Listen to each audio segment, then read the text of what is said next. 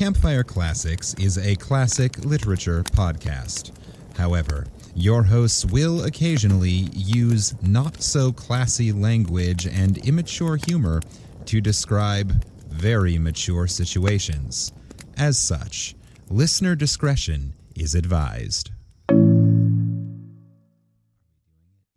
okay, cool. So we're back in, but I don't know. I'm a little worried they're gonna, no one's gonna show up. I'm always worried no one's going to show up. Maybe they're going to forget we're here or something. Are we ever really here? Oh, shit. What? Hi. They came. They're here. You guys are early. What are you doing here? Oh my gosh. It's so early I'm still drinking coffee. I guess, should we just... I guess we should just do it. Hi, I'm Ken Sandberg. And I'm Heather Michelle Lawler. Welcome to Campfire Classics, where, we burn books or something? No, we are not those people. No, we don't burn books. In fact, our podcast is more important now because people are indeed burning books. So what do? We read stuff or something. Oh, we try to read those books that look really good on your shelf. We're back. Woo!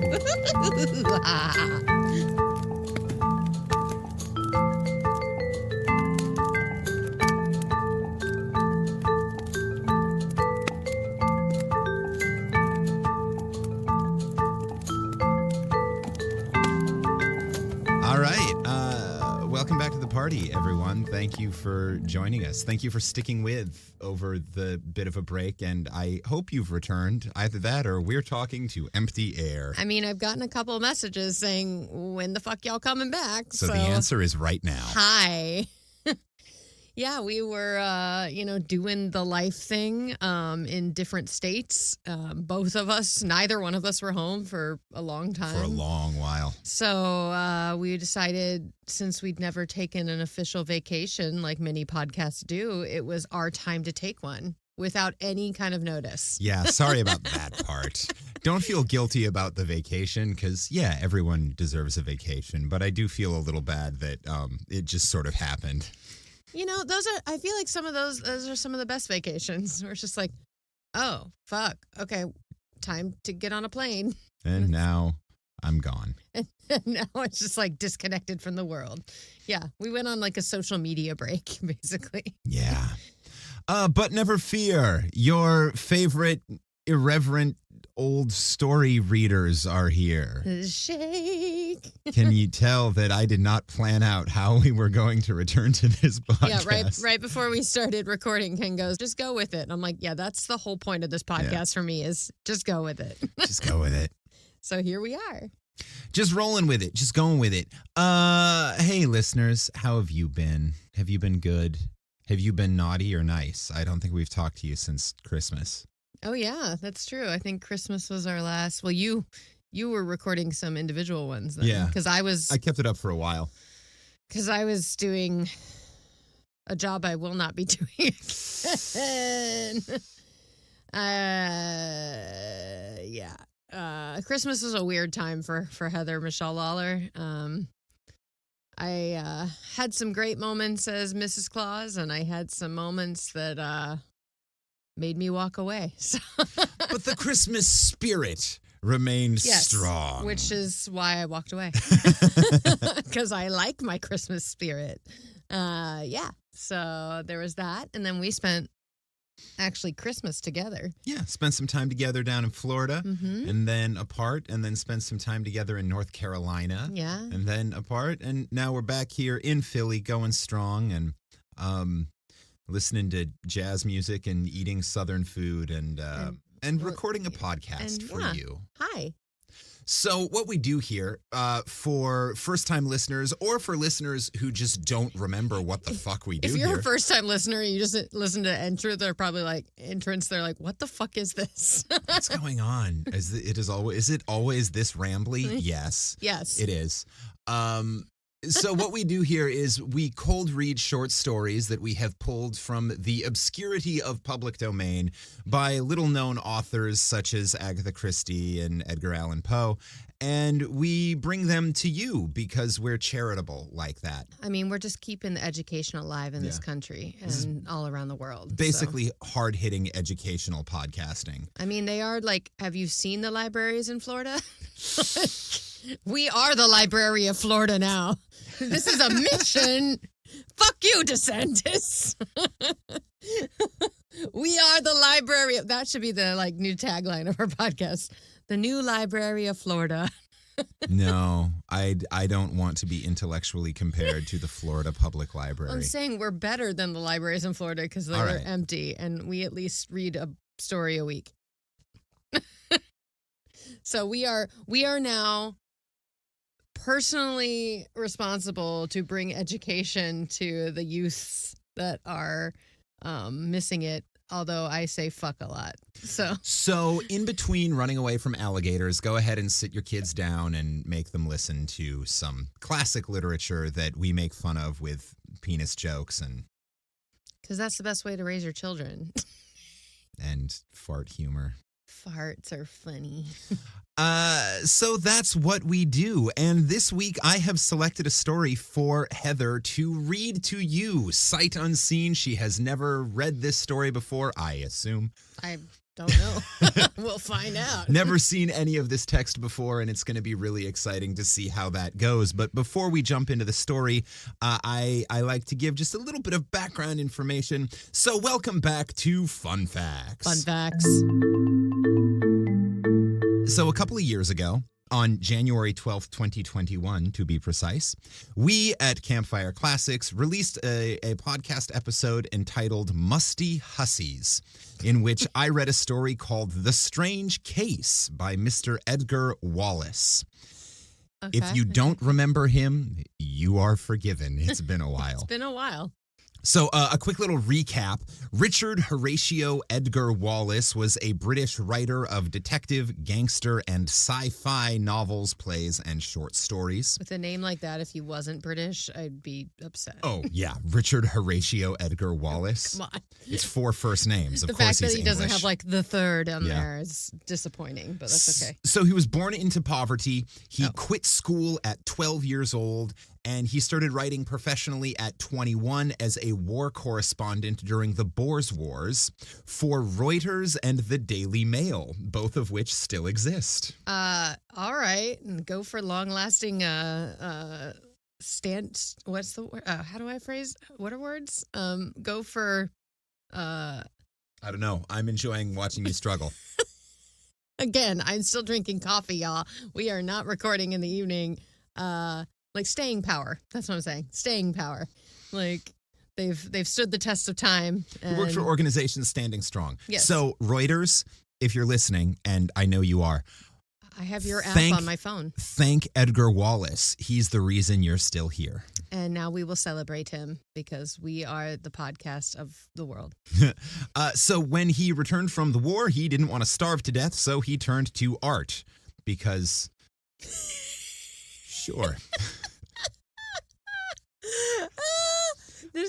That's so funny considering I just filed for Medicaid. He became a fiction writer and basically was an instant success. He was hugely popular. He was such a prolific writer that one of his publishers claimed that fully a quarter of all books in England were written by Edgar Wallace. Oh, yeah, I remember this guy. Yeah, it's like, wow, overnight success. That sounds nice. Yeah, I wonder what that's I'm like. still holding my breath.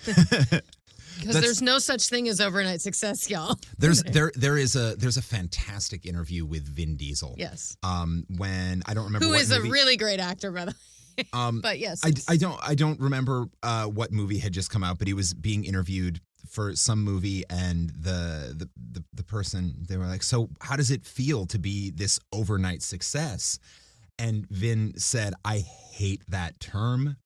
Anyone who looks at my career and thinks I'm an overnight success has only been paying attention for the last couple of months. They didn't see the 15 years of grinding I put in, getting nowhere, getting turned away, getting scripts turned down, working at restaurants, not booking auditions, not making it.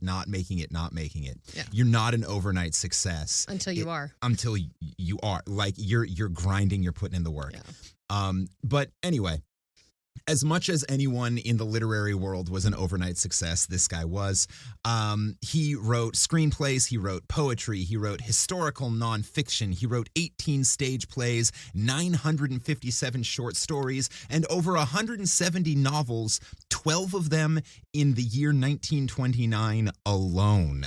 I often wonder if we didn't have television and the internet, how much more shit I would get done in life. Because holy fuck, that puts like Stephen King to shame. Yeah. 12 in 1 year, which, by the way, 1929, they will be entering public domain next year. Oh. So I'm not committing to anything, but there are 12 novels that will be from Edgar Wallace that will be coming into the public domain next year. It might be fun to try to do a one book a month challenge. Yeah, maybe. For Edgar Wallace. Let's see how this story goes. We'll see how this goes. More than 160 films have been made off of his work. He eventually moved to Hollywood, where he died of undiagnosed diabetes while working on the original script for King Kong. Oh my gosh. Okay. All right. So he was okay. He did okay, except for that his doctor kind of sucked because he missed that. Yeah, well, it was the early 30s. They didn't really know what they were doing. That's true. They were just like, oh, you just feel a little tired. Take a nap. Maybe and try never some wake sugar. Up. Yeah. Yeah. Eat a candy bar with the cocaine in it. Yeah. Oh, you're seeming a little hyperactive. Have you tried heroin? You're seeming a little phlegmy. Try a pack of Camels. Yeah. Breathe deep. 9 out of 10 doctors recommend Marlboro. Marlboro and death equal. Doctor recommended death. Pretty much. Anyway, today you will be reading from his 1928 collection, which just entered the public domain a couple of months ago, The Thief in the Night and Other Stories, a story called The Compleat Criminal. Oh, I'm glad he's complete and not half criminal. For the record, the word complete is spelled Compleat. I don't know if like a pleat in pants. Or like a pleat in a kilt. Yeah. So I don't know if that's going to be important or if that is just a random old British spelling of it. England from the 1920s, they spelled words funny. I don't know, but I thought it was worth noting that this title is The Compleat Criminal, pleat like a pleat in fabric. All right. I'm ready for a punny little criminal story. Let's do this. All right, let's start this fire. Start the fire. Fire. The Compleat Criminal by Edgar Wallace. Mr. Felix O'Hara, gold-beater, knew something. Oh my God. Why do I name him O'Hara? Why isn't it O'Hara? I'm such a pompous piece of shit. I think it's O'Hara. Let's go with O'Hara. That's going to be confusing. I'm like from Chicago, like O'Hare, and I'm like O'Hara. No, let's make it O'Hara. Oh, I kind of like it, but sure. All right, fine. You can make it O'Hara, but you have to stick with it. Yeah, I'm not going to. Yeah, O'Hara. It's O'Hara. It's O'Hara. It's O'Hara. All right. Okay. And we're going to laugh enough at Goldbeater. Yeah, his name's, it's Gold Beater. It's Gold Beater. It's not even Gold Beater, it's Gold Beater. Go Beater? I hardly know her. Oh, no, it's the 20s. Maybe he is a pooper face. Let's start over. This is Campfire Classics, episode number 6522, take 2. The Compleat Criminal by Edgar Wallace. Oh, you did that part too. Yeah, sure, why not? Mr. Felix O'Hara Goldbeater knew something of criminal investigation, for he had been a solicitor for 18 years and had been engaged in work which brought him into touch with the criminal classes And his ingenuity and shrewd powers of observation had often enabled him to succeed in securing a conviction where ordinary police methods had failed. For our American friends, a solicitor is a lawyer. A lawyer, and that was also all one sentence. Yep. That's why I didn't interrupt earlier. Yep.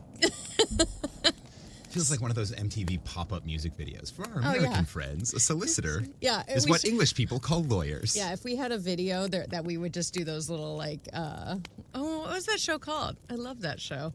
I think it was actually VH1. It was VH1 Behind the Music or something, or like... that did the music videos with the little pop-up. Yeah, fun facts. Yeah. I love that because I'm terrible with fun facts, even though I love fun facts. Yeah, if we were doing this as a video podcast, I would have to put clothes on.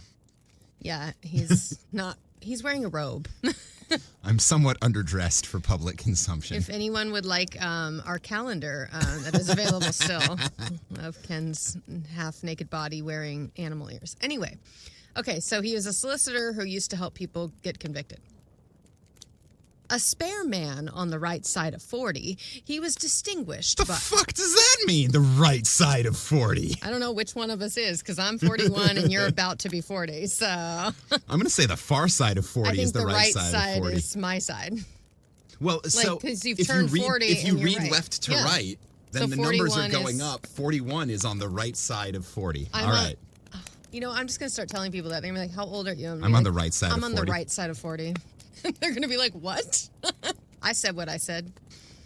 A spare man on the right side of 40, he was distinguished by a closely cropped beard and shaggy eyebrows. And in the cultivation of these, he had displayed extraordinary care and patience. Okay, so we got a really, really well-kept shaggy man. Well-kept beard, not so well-kept on the eyebrows. Yes. So he's got Peter Gallagher eyebrows. All right. Yes. It is not customary, even in legal circles, where so many curious practices obtain, to bother overmuch with one's eyebrows.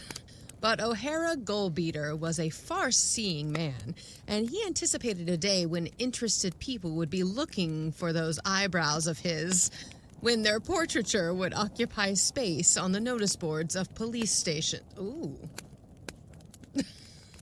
So he's thinking in advance of if his mugshot goes up? All right.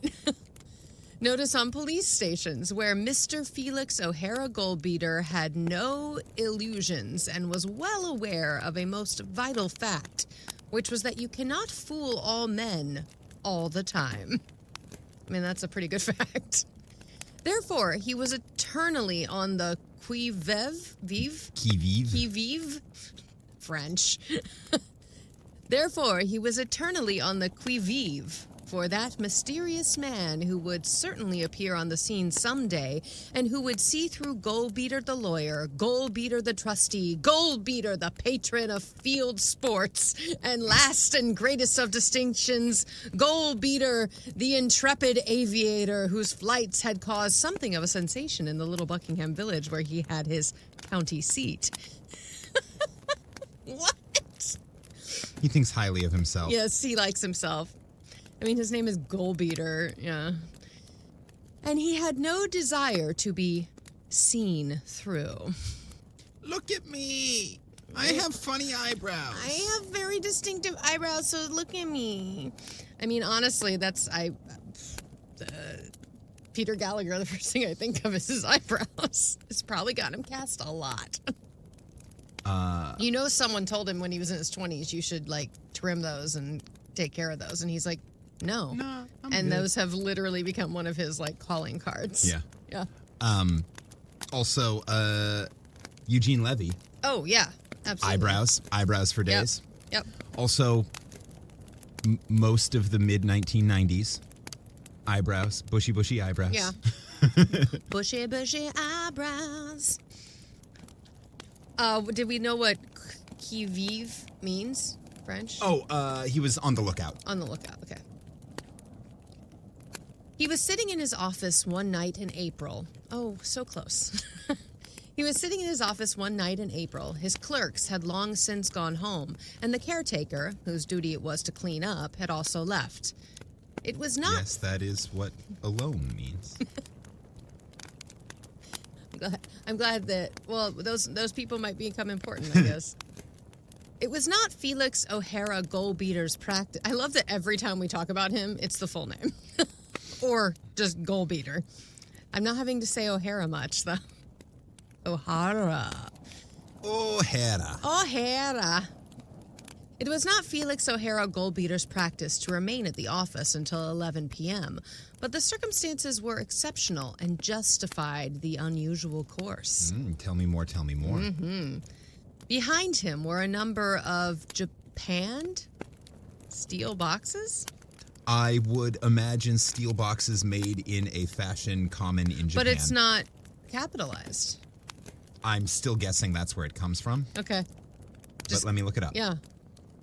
Japanning is a type of finish that originated as a European imitation of East Asian lacquer work.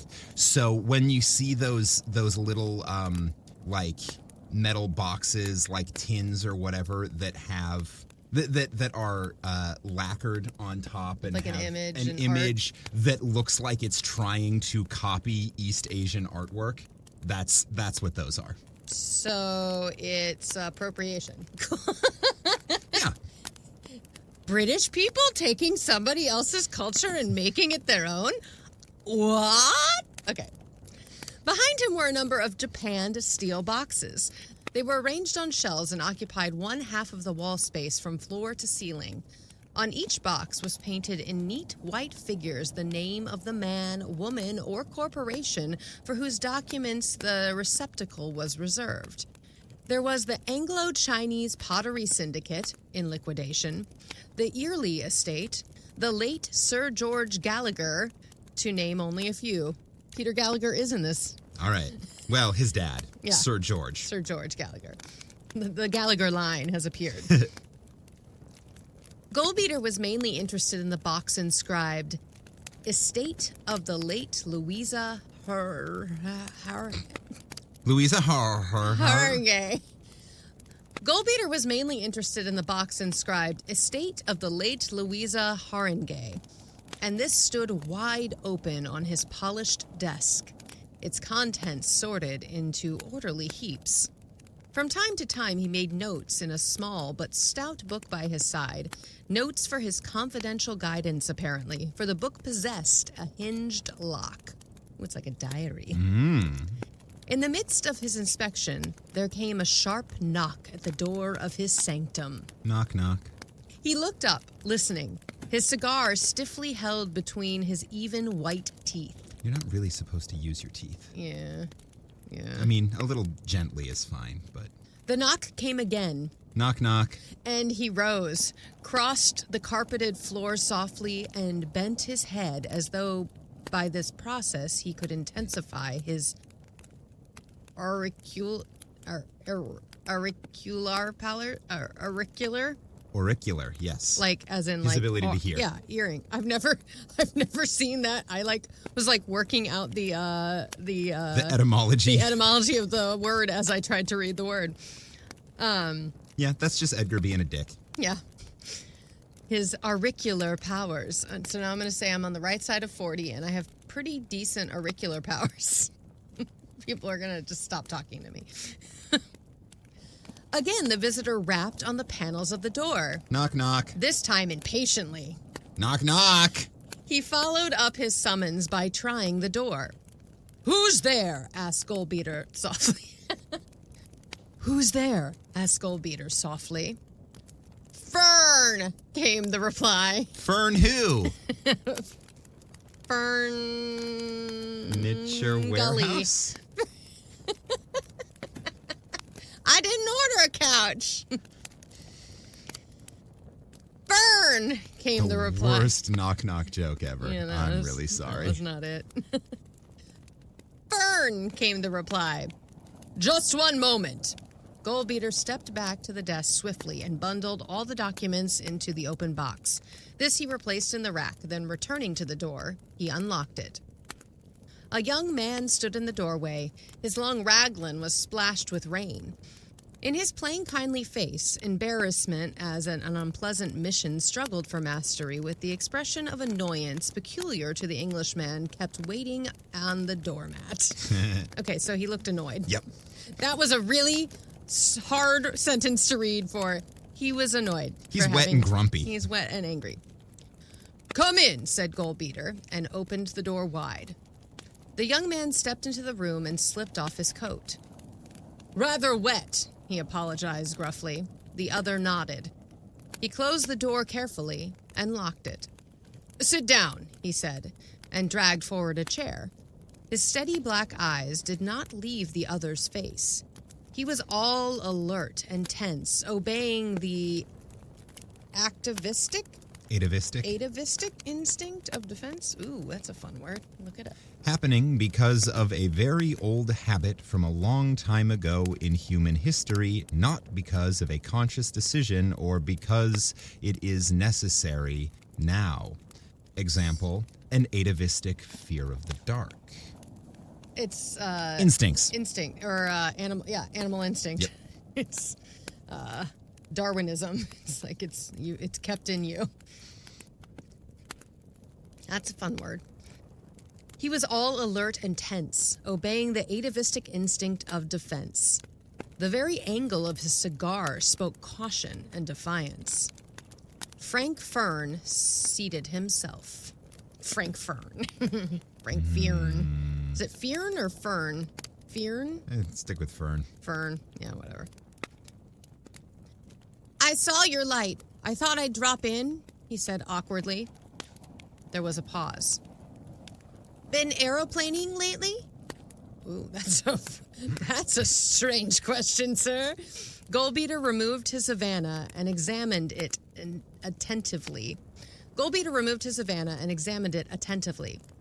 "Yes," he said, and spoke confidently to the cigar. "Queer that a fellow like you should take it up," said the other, with a glint of reluctant admiration in his eyes. "I suppose studying criminals and being in touch with them helps your nerves and things." Fern, yes. What kind of things? Fern was marking time. You could almost hear the tramp of his intellectual boots. He began again. "Do you really believe, Goldbeater, that a chap could escape from justice if he really tried?" Ooh, we're coming to it now. A wild thought, which was half a hope, flashed through the lawyer's mind. Had this young fool been adventuring outside the law?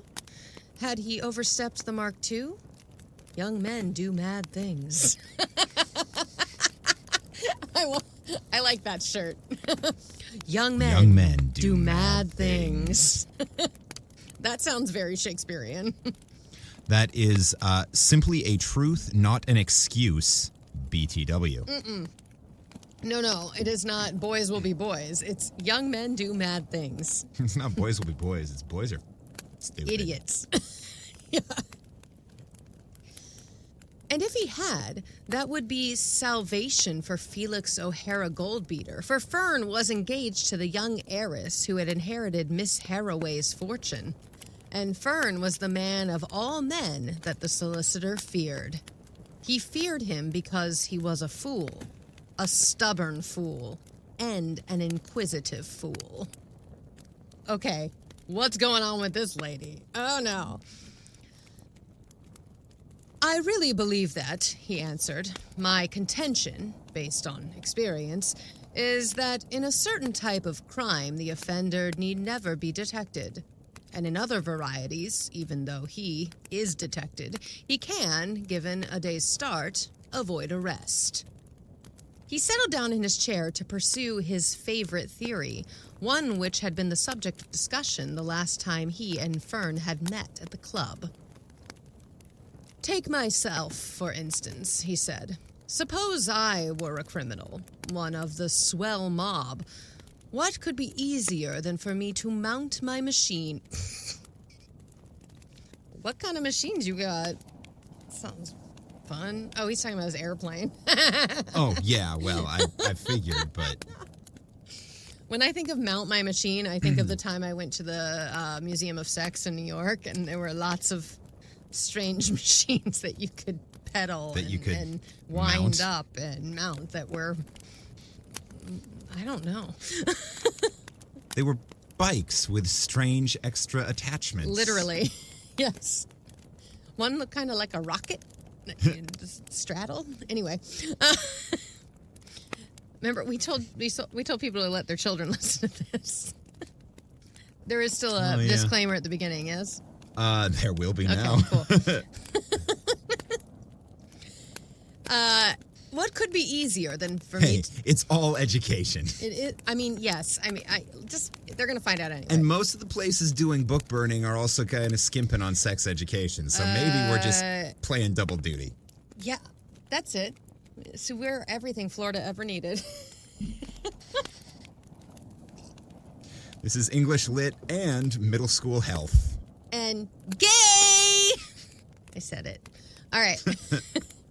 Man, now our podcast is going to be banned in Florida. I hope our podcast gets banned in Florida. What good PR.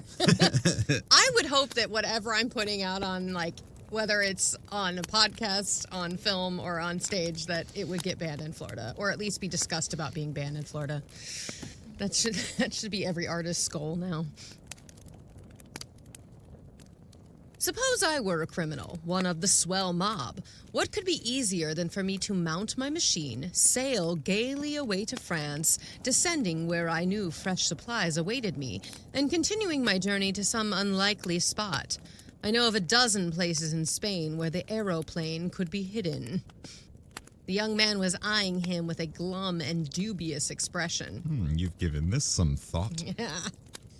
I admit, Goldbeater went on with an easy wave of his cigared hand, that I am exceptionally placed. But really, in any case, it would only have been a matter of prearrangement, elaborate and painstaking preparation which any criminal could take.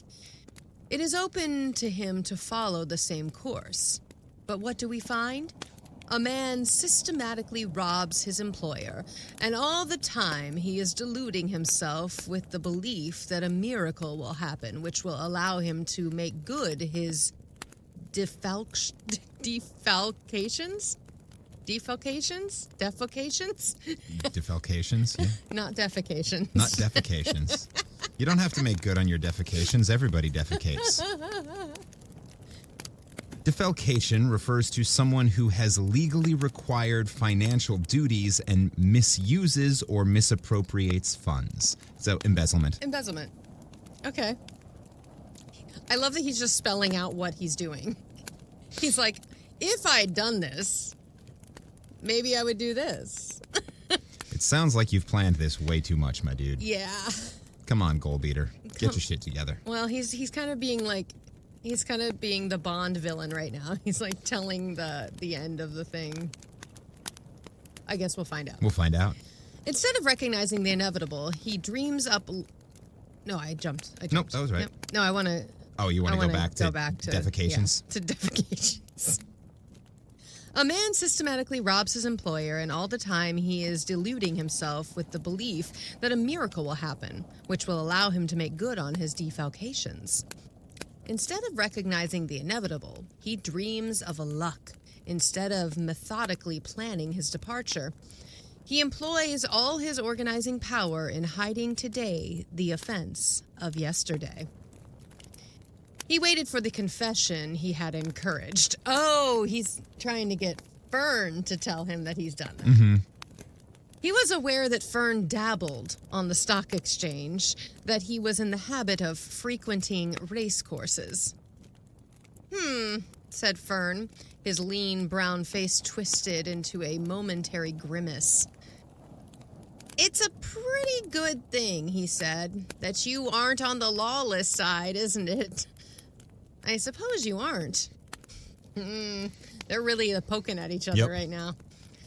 I bet they're both embezzling from this family. Now, Felix O'Hara Goldbeater was a man very shrewd in the subtleties of human nature and very wise in the reading of portents. People. He knew the truth, which is spoken with a smile, and may be taken either as an exhibition of humor or a deadly accusation. Accusation. Fucking shit more. Was that fucking shit bore? Fucking shit more. I don't know Shit what that more. means. All right. So we're still on defecations. Yes. All right. He knew the truth, which is spoken with a smile, and may be taken either as an exhibition of humor or a deadly accusation. And in the question put to him with quizzical good humor, he recognized his finish. The young man was watching him eagerly, his mind filled with vague apprehensions, so vague and so indefinite that he had spent 4 hours walking up and down the street in which Goldbeater's office were before he had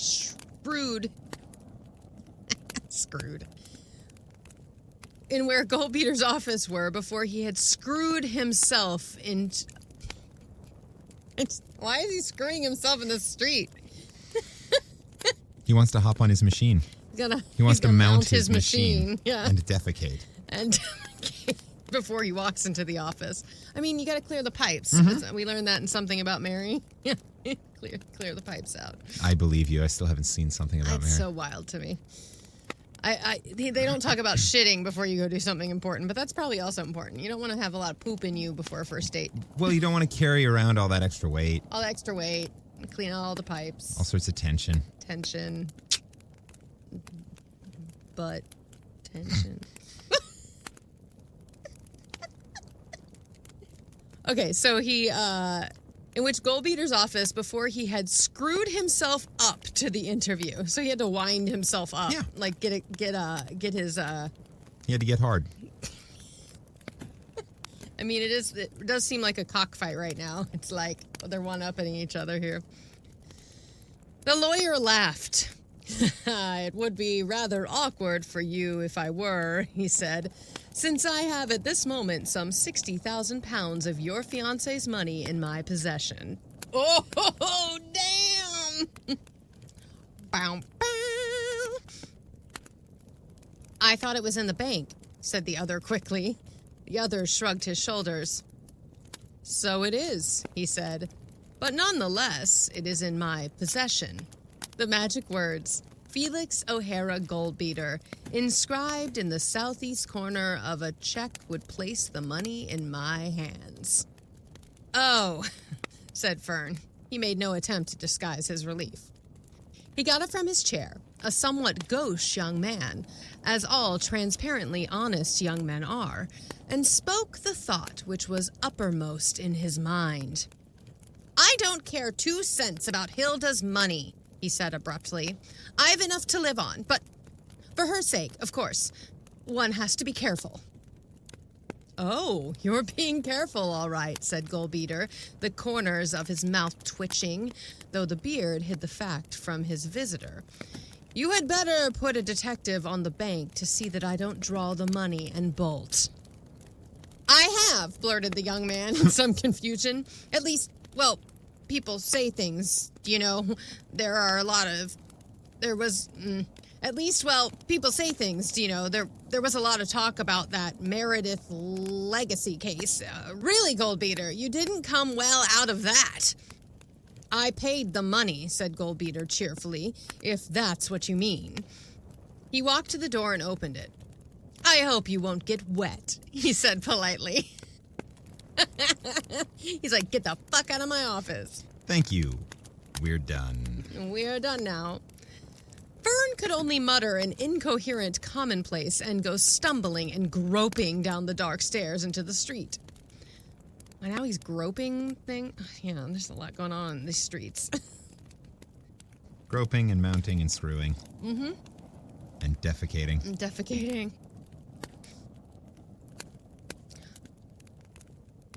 Goldbeater stepped into an adjoining room, closing the door behind him. There was no light here, and from the window he could observe the other's movements. He half expected Fern to be joined by a companion, but the hesitation he showed when he reached the street indicated that he had no engagement and expected to meet nobody. Goldbeater returned to the inner office. He wasted no time in speculation. He knew that the game was up. From an inner drawer in his safe, he took a From the inner drawer in his safe, he took a memorandum and glanced down it. 12 months before, an eccentric Frenchman... Oh, no. Fucking French. No! 12 months before, an eccentric Frenchman who had occupied a little country house in Wiltshire had died, and the property had come onto the market. Not, curiously enough, into the English market, because its late owner had been the last in a line of French exiles who had made their home in England since the days of the Revolution. The heirs, having no desire to continue residence in a land which had no associations for them, had placed the sale of the property in the hands of a firm of French notaries. They're like, we don't want to live in the... We don't want to live in the fucking British Isles. I don't... What accent was that? I'm really not sure. I think it was maybe a Klingon accent. Oui, oui. Or possibly Les Dothraki. poissons. I just spoke Dothraki and didn't even know it. They're like, we don't want to live there anymore. British people suck. They talk like Shakespeare. You know those Brits and their iambic fucking pentameter. Yeah, God. Oui, oui. No, no. That's my French right there. You're welcome. Croissant. Goldbeater, a perfect French scholar and an earnest student of the Parisian papers, came to know of the impending sale. He had purchased it through a succession of agents. It had been refurnished from Paris. The two servants who controlled the tiny menage... Menage? Isn't that like house? Or, Yeah. Yeah. The tiny menage had been, I have to make it sound really stupid. The two servants who controlled the tiny menage had been hired and were paid from Paris, and neither of these staid servitors who received remittances and letters bearing the Parisian postmark associated M. Alphonse Didet? Didet? Looks like bidet, but with a D. So, Didet. So more butt stuff. More butt stuff. More Alphonse butt stuff. That's how I knew it was day, because bidet. So I did pretty good. The two servants who controlled the tiny menage had been hired and were paid from Paris, and neither of these staid servitors who received remittances and letters bearing the Parisian postmark associated M. Alphonse Didet, the employer they had never seen, with the London solicitor. Nor did the good people of Leatherhampton. Oh, kinky. Sextown. It's S&M Hampton. I love it. Nor did the good people of Leatherhampton, the village adjoining the property, trouble their heads over much about the change of proprietorship. Proprietorship? That's the one. My mouth just kept moving, and it came out immediately. I went, that's not a word. Proprietorship. One Frenchie was very much like another. Oh, no. They all look the same? Yeah, this is racist. They had grown up accustomed to the eccentricities of the exiled aristocrats and regarded them with the same indifference which they applied to the other objects of the landscape. And with that contempt which the bucolic? And with that attempt which the bucolic mind reserves for the ignorant fellows who do not speak its language. Bucolic means... rural, country. Small town? Yeah. Relating to the pleasant aspects of the countryside and country life. Okay, so the small town people are like, yeah, all French people look alike, all Italian people look alike. It's racist. You know, they all smell like cheese and have funny mustaches. Yeah, they're just kind of ignorant. Yep. Oh, and it says ignorant fellows. Reserves for the ignorant fellows who do not speak the language. Yep. And there was in the neighborhood of Whitestable a little bungalow, simply furnished, whither Goldbeater was in the habit of making weekend excursions. Most important and most valuable of its contents was a motorcycle. Uh-oh, he's a bad boy. And in the cloakroom of a London terminus were two trunks, old and battered, covered with the labels of foreign places and the picturesque advertisements of foreign hotels. Oh, so he travels a lot. About town. Felix O'Hara Goldbeater was very thorough in his methods. But then he had the advantage of others' experiences. He had seen the haphazard criminal and had profited by the lesson to be found in the untimely end which rewards carelessness in flight. So this guy has not spent his time planning the perfect crime, but planning the perfect getaway. Which he has explained earlier is the perfect crime, because if you can get away and avoid arrest, right, then you're going to get away with it. So he doesn't care what the crime is. He's just making sure he knows how to get away with it first. And not have to come back here. Yeah, and he seems to be in the process of committing the crime now. Yeah. And the other guy clearly is aware he might commit the crime. So he's like, okay, time to go. Someone's on to me. He walked to the fireplace, struck a match, and burnt the memorandum to ashes. There was nothing else to burn, for his was the practice of clearing up as he went along. Oh, damn. He has been studying these criminals for a while. From the safe, he took a thick package. Why are you keeping it in a safe? Not very easy access there. Well, he doesn't want anyone else using his thick package. He has to decide who gets to use his thick package. That's awfully intrusive of visitors if they just go around using your thick package without checking first. Well, he's a man who gets around. He travels all over the world. People come from all over to examine his thick package. Not if it's in a safe. That's true. Okay, let's go back. There was nothing else to burn, for his was the practice of clearing up as he went along. From the safe, he took a thick package, opened it, and revealed a tightly compressed wad of banknotes, English and French. They represent... Is that a tightly compressed wad of banknotes in your pocket, or are you just happy to see me? Yeah, there it is. They represented the greater part of 60,000 pounds, which, if every man and woman had their own, should have been at the bankers of Miss Hilda Haringey. The whole of the 60,000 was not there because there were other deficiencies which had claimed more urgent and pressing settlement. He pulled on a raincoat swiftly, put out the light, artistically left a half-finished letter in the open drawer of his desk, and went out. The advantage of being a bachelor occurred to him as the theater train pulled out of Charing Cross Station. He had nothing to trouble his conscience, for he was the ideal defaulter. He doesn't have any family who's going to suffer if he goes disappears. bankrupt. Yeah. From Sevenoaks Station, he made his way on foot along the 2-mile road which led to the hangar. He spent the night in the shed reading by the light of a portable electric light. Fancy. Long before dawn, he had changed into his mechanic's kit, leaving his everyday working clothes neatly folded in a locker. It was a perfect day for a flight, and at 5 a.m, with the assistance of 2 laborers on their way to work, he started the aeroplane and rose easily over the sleeping town. It was his good fortune that there was no wind, more fortunate still that there was a mist on the sea. He had headed for Whitstable, and when he heard the waters washing beneath him in the darkness, he came down and found the shore. He recognized a Coast Guard station and went for a mile, keeping touch with the beast. Keeping touch with the beast. That's what I call my package. The beast. Do you? I do now. Lucky me. Unleash the beast!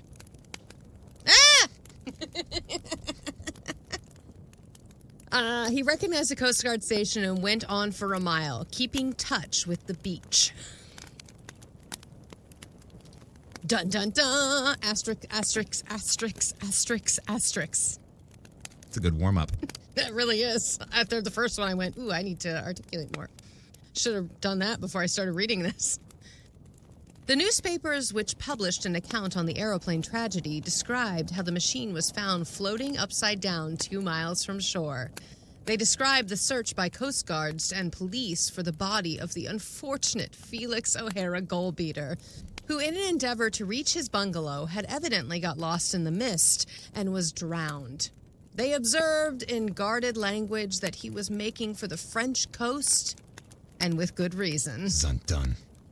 But none of them had described how Felix O'Hara Goldbeater had set his planes at a sky-climbing angle when only a few feet from the water, and from the water's edge by the same token, and had dropped into the sea with close on 60,000 pounds in the waterproof pocket of his overalls.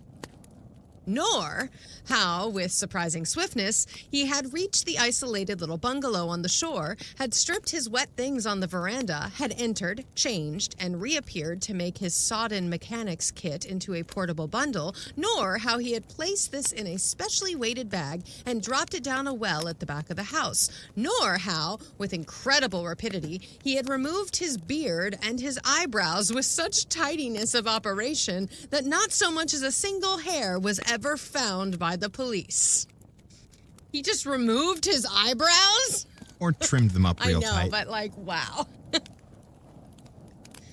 None of these things were described for the simple reason that they were not known, and there was no reporter sufficiently imaginative to picture them. So Sherlock Holmes was not on the case. Nope.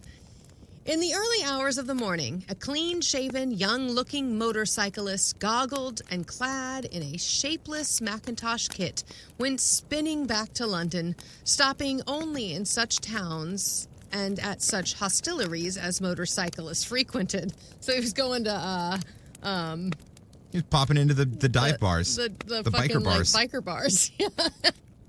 He reached London after nightfall. His motorcycle he left at a garage, together with his wet waterproofs. He had considered a more elaborate scheme for disposing of them, but he did not regard it as necessary, nor was it.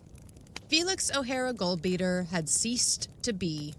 He was dead, as though indeed he lay swaying to and fro on the floor of the ocean. M. Alphonse Didet, from the porter of the baggage department, demanded in French good, and in broken English not quite so good, the restoration of his 2 trunks. As for Leatherhampton, I'm glad we're back here, the expected Frenchman had arrived, or returned, and they were rather vague as to whether or not he had already stayed at the chateau, and it served as a fill to conversations, heavily charged with the agricultural problems and the inequities of Welsh statesmanship. Good, we can complain about the Welsh as much as the French. Yeah, there you go. In the meantime, London, with breathless interest, discussed the story of Felix O'Hara. Scotland Yard conducted a swift examination of Mr. Goldbeater's Bloomsbury office and of Mr. Goldbeater's Kensington flat, and of Mr. Goldbeater's banking account. But though they found many things which interested them, they did not discover any money. A white-faced girl accompanied by a lean and homely young man interviewed the detective in charge of the case. "Our theory," said the policeman impressively, "is that in endeavoring to effect an escape to the French coast, he met with a fatal accident. I think he is dead." "I don't," said the young man. The detective thought he was a fool, but considered it inexpedient to say so. "I'm sure he's alive," said Fern ferociously. I knew it was him. Oh, yeah. "I tell you, he's too diabolically clever. If he wanted to leave England, why should he not have gone by last night's mail boat? There was nothing to prevent him." "I thought you employed private detectives to watch the boats." The young man blushed. "Yes," he confessed. "I had forgotten that." "Well, circularize all the stations," the detective went on, "but I must confess that I do not expect to find him." He's just got spit all up in his mouth. To the credit of the police, it must be said that they went to work in no half-hearted fashion. The bungalow of Whitstable was searched from end to end without result. There was no trace of him. Even the mirror at which Goldbeater had shaved was thick with dust. This had been one of the first articles of furniture the detectives had examined. The ground about had been searched as systematically, but it had been a wet day when the fugitive had departed, and moreover, he had carried his motorcycle at some discomfort to himself until he had reached the road. His flat gave no indication of his whereabouts. The half-finished letter rather supported the theory which the police had formed that he had no intention of making a hurried exit. Fortunately, the case was sufficiently interesting to the French journals to enable Felix O'Hara Goldbeater to acquire a working knowledge of what was going on. Punctually, every morning, there arrived at his chateau Le Petit Parisien, and Le Matin. The time? Matin? The matin, the morning. The morning. So the little Parisian and Yeah. the morning paper. Yeah. He did not patronize English papers. You should. They're in a lot of tabloids. He did not patronize English papers. He was much too clever for that. In the enterprising columns of the Matin, he discovered something about himself, all that he wanted to know, and that all most satisfactory. He settled down to a comfortable life of his country house. He had planned the future with an eye to detail. He gave himself 6 months in this beautiful little prison of his. At the end of that time, he would, by an studious correspondence tactfully and scientifically directed, established his identity as M. Alphonse Didet, beyond any fear of identification. At the end of 6 months, he would go away to France, perhaps by excursion, or more elaborately, by sailing yacht. For the moment, he gave himself over to the cultivation of his roses, to the study of astronomy, to which the late owner's tiny observatory invited him, to the indictment of a voluminous correspondence with several learned societies situated in France. Now, there was at Leatherhampton in those days a police superintendent who was something of a student. There were unkindly people who expressed the opinion that his studies did not embrace one necessary to him in his profession. The study of criminology. Yeah, why would a cop study criminology? Well, these small-town people are like, you're just a small-town sheriff. You mind your B's and your Q's. And Your B's and your Q's? yeah, because that's what they do in the country. Beekeeping. Yeah.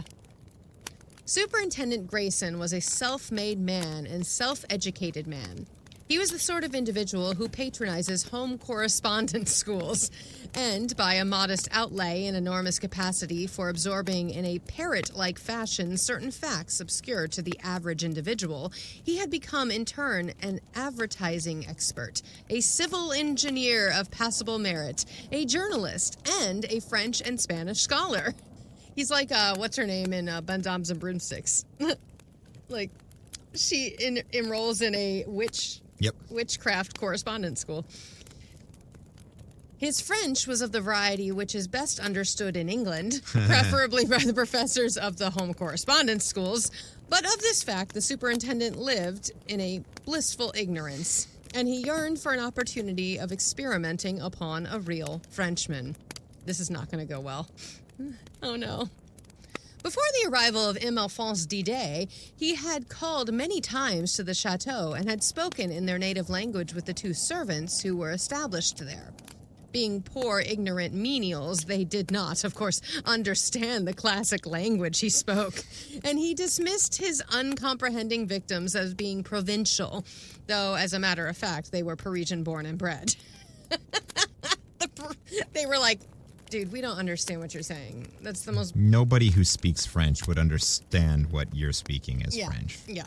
So they just pretend they can't understand him at all, which is so French. I love it.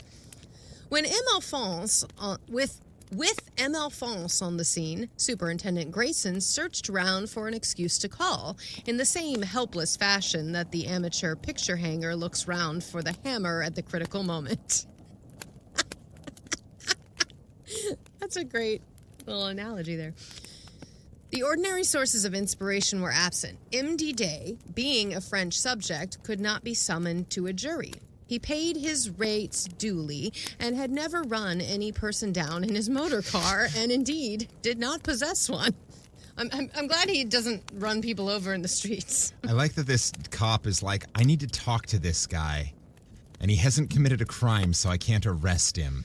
Shit, making friends is hard. Making friends as an adult is hard. That's my one move. I arrest people.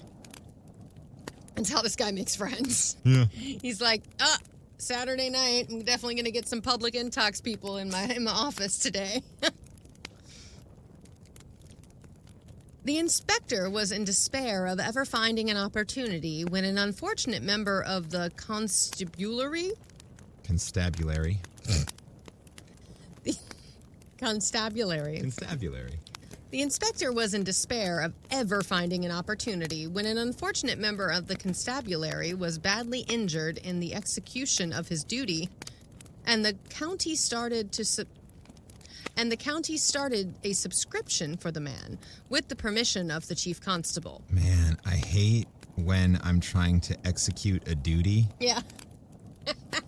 And your butthole erupts. Badly injured. Yeah, he got a hernia or something from trying to poop too hard. Execution of his duty. Sorry, man. Hemorrhoids are a bitch. It happens, man.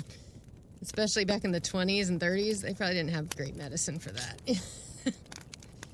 So they started a GoFundMe for this guy's butthole. Inspector Grayson was entrusted with the collection of local offerings. Yay, he's got a reason to go to the house. Be like, my friend hurt his butthole. Can you give us some money? But in French. We're trying to invent preparation H. Yes. Oh shit, you're French. You don't use an H. What if we call it preparation G? Preparation bidet. Hey! Thus, it was he that came to the Chateau Blanche. M. Alphonse Didet watched the burly figure arriving, booted and spurred, frogged across the chest, and beribboned, as a superintendent with some army experience should be, and tapped his teeth with his pen speculatively. He opened a drawer in his desk and took out his revolver. It was loaded. He threw open the chamber and extracted the cartridges, throwing them, an untidy handful, into the wastepaper basket. Because if this meant arrest, he was not quite sure what he would do, but he was absolutely certain that he would not be hanged. Yeah, don't kill somebody. Paul, the elderly butler, announced the visitor. "Let him come in," said M. Alphonse, and posed easily in the big armchair, a scientific work on his knee, his big spectacles perched artistically askew on his nose. He looked up under raised eyebrows at the officer entered, rose, and with true French courtesy offered him a seat. Clearing his throat, the superintendent began in French. He wished Monsieur good morning. He was desolated to disturb the professor. Desolated? Yeah. He was desolated to disturb the professor. This is intentionally bad English to represent his bad French. Okay. I was like, that doesn't make sense. All right, so imagine Heather using a French accent, but in context here. Okay. He wished Monsieur good morning. He was desolated to disturb the professor learned at his studies, but alas, an accident terrible had befallen a gentle arm brave of the force municipal. It was the nearest the good man could get to country It was the nearest he could get to country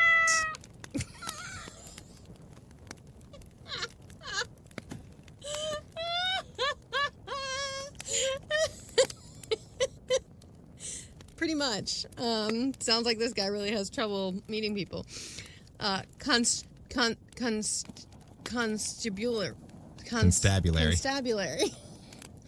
It was the nearest the good man could get to a country.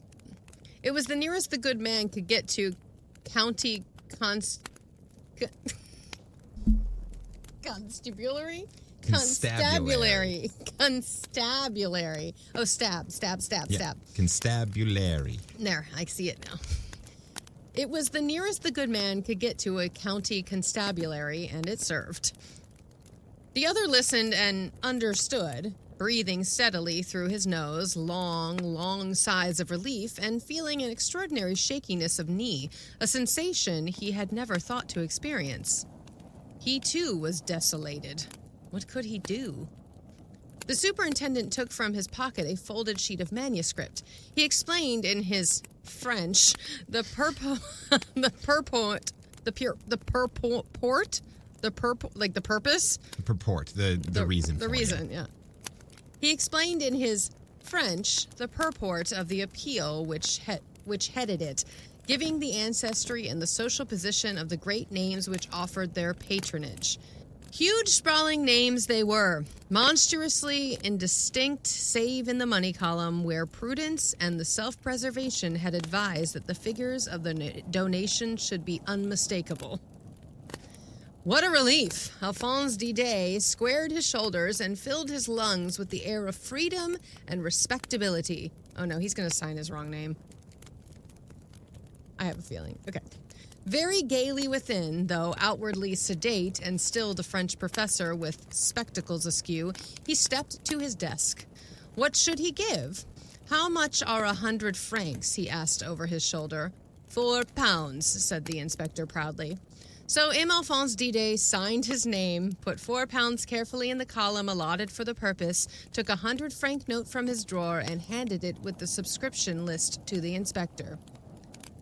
There was a polite bowing and complimentary sediment. There was some polite bowing and complimentary sentiments murmuring on both sides. The superintendent took his departure, and M. Alphonse Didet watched him down the path with every sense of satisfaction and pleasure. That night, when he was sleeping the sleep of the just, 2 men from Scotland Yard entered his room and arrested him in bed. Yes, they arrested the most clever of criminals because of the subscription list he had signed, Felix O'Hara Goldbeater, in a hand which was bold and exuberant. The end. I knew it! You dumb fuck. They made too much a big deal. When he was, describing these, signatures on the page, I was like, uh-oh, he's gonna sign the wrong name.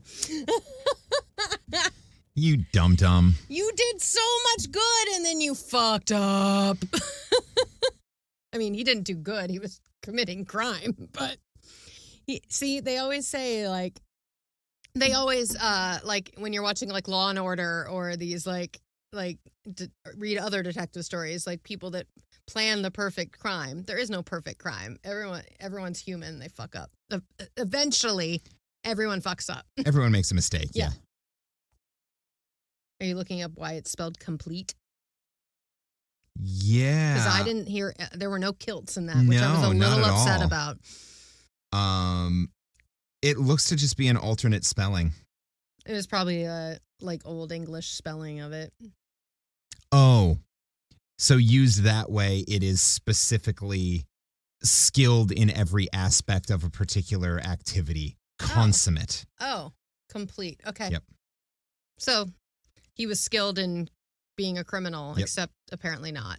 In every aspect of being a criminal. Except remembering what his name was. Just not the part where you sign the right name. Dude, that's basic witness protection program shit. Right? You learn your new name and that's all you go by.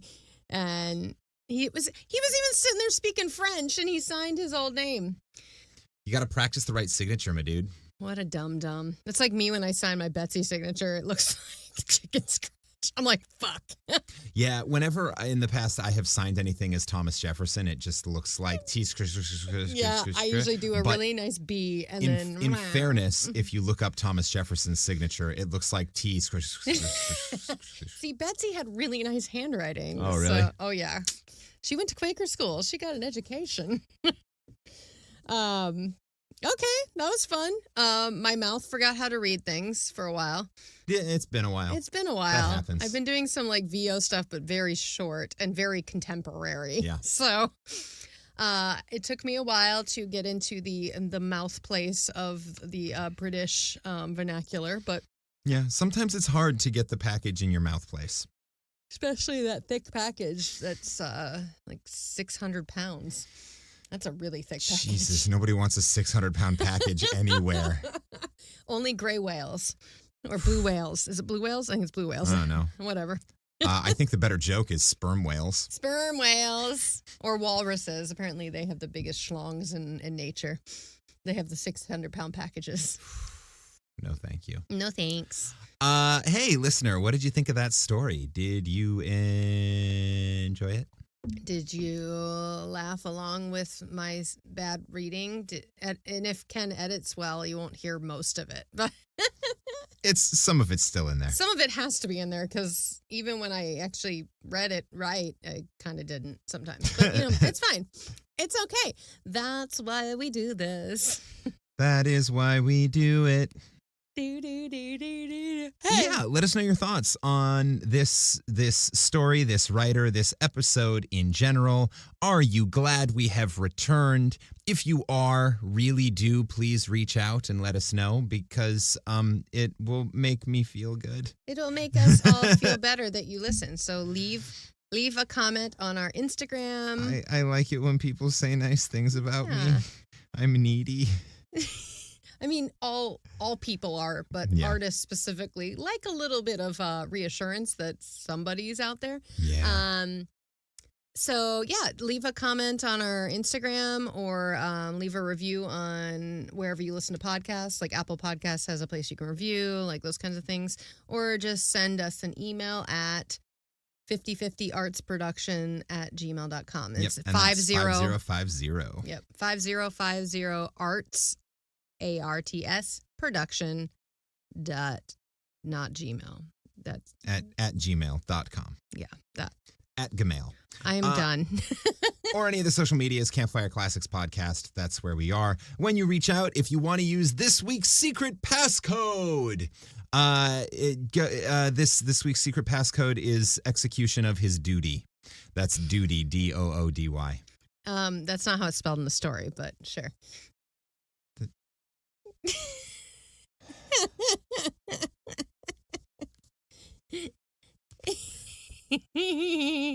I quit. Why? Duty. That's all. Anything else before we leave? No. Okay. Go out and eat something tasty. Yummy. That's all. Oh yeah, and happy Easter for those who celebrate zombies. I hope you enjoy your deviled eggs. That's all. And until next week, this has been Campfire Classics, where we try to read those books that are not burning on your shelves. Suck it, Florida!